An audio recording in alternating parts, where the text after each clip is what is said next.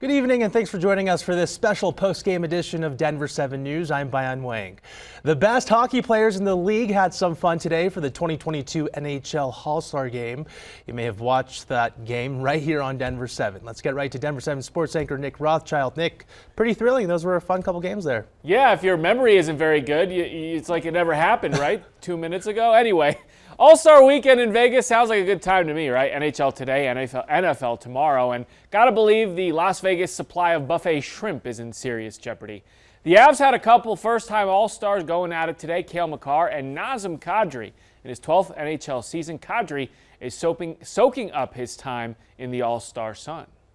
Well, that's the best part for me, just being able to share this with, the people I love and respect, and the people that have supported me since day one, man. Those guys have been in my corner always. NHL All Star, that's something no one's going to be able to take away from you.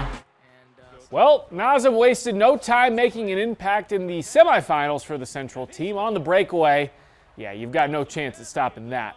Jared Bednar, he loves it, I think.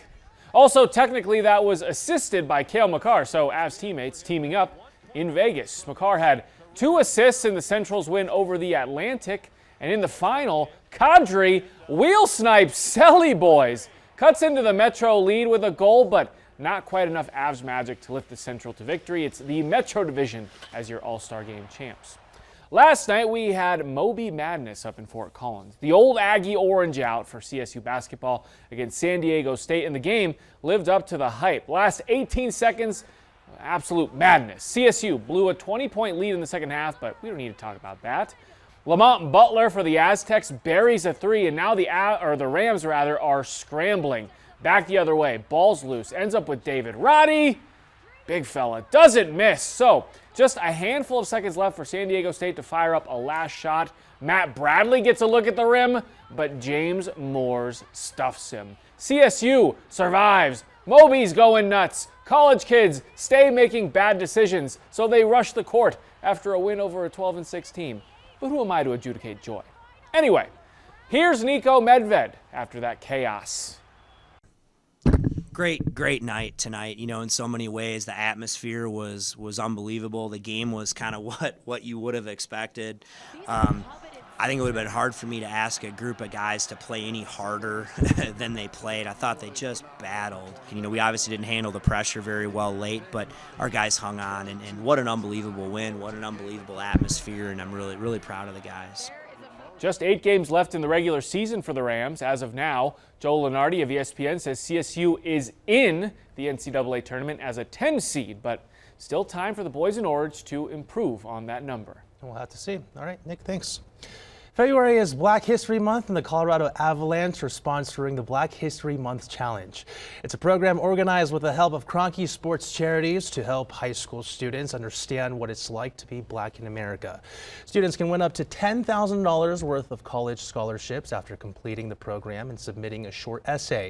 You can find a link to the program on the Avs page. Just visit NHL.com. A woman is dead and 2 pastors are injured after shooting inside an Aurora church last night. This happened just after 8 p.m. at the Iglesia Faro de Luz Church near the intersection of 6th Avenue and North Airport Boulevard. Denver 7's Colette Bordelon joins us live outside the church now. Colette, police are still searching for the suspect.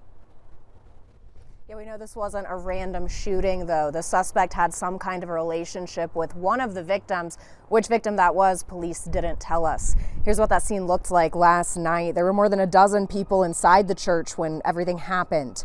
The woman who died in the shooting hasn't been identified. We know she was 36 years old. The 2 men shot are pastors in their 40s. They're expected to be okay, according to the Aurora Police Department. There was one other person taken to the hospital last night for medical issues not related to the shooting. Police didn't have specifics on what kind of gun was used or how many shots were fired, but any shell casings found on the scene will be used to try and trace the gun to the person behind it. They'll also be looking into surveillance video around the complex. We're working to positively identify the suspect. We have information on who they might be, but obviously our investigators need to make sure that we pinpoint exactly who it is before we put any other information out about that. If you know absolutely anything that could help police find the shooter, they want you to call Crime Stoppers. That phone number, 720-913-7867. You can stay anonymous while reporting any information and could even get a reward of up to $2,000.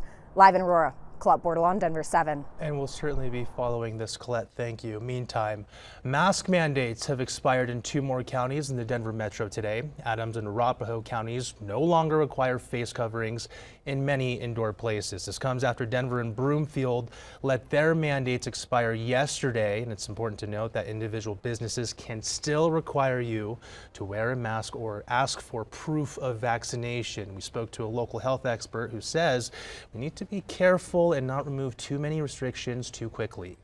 Instead of this up and down, like coming up and going down this way, it's going up, and now we're turning the corner and coming down. Instead of this going, it's going to go a little plateau off like this and maybe slowly go down if we take off all the restraints, right?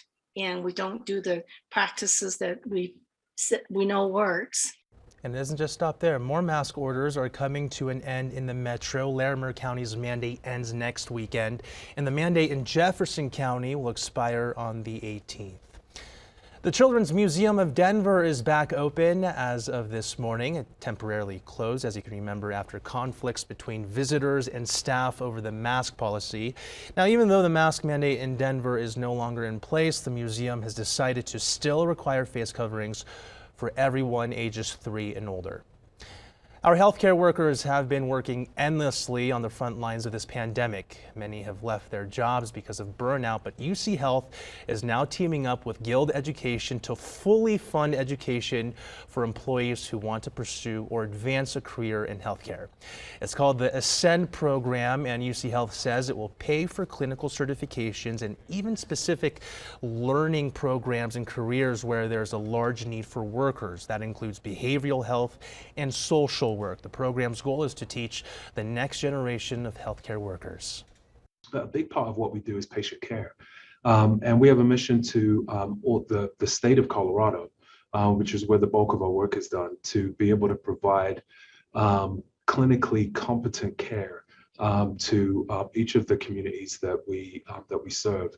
The current shortage on healthcare providers kind of across the board makes it really difficult for us to fulfill that mission. What an initiative. All right, the program launched earlier this week. UC Health says they're investing up to $50 million into the program over the next several years. All right, something old now turned into something brand new for the entire community. See the $1 million improvements made to one Denver Metro skate park.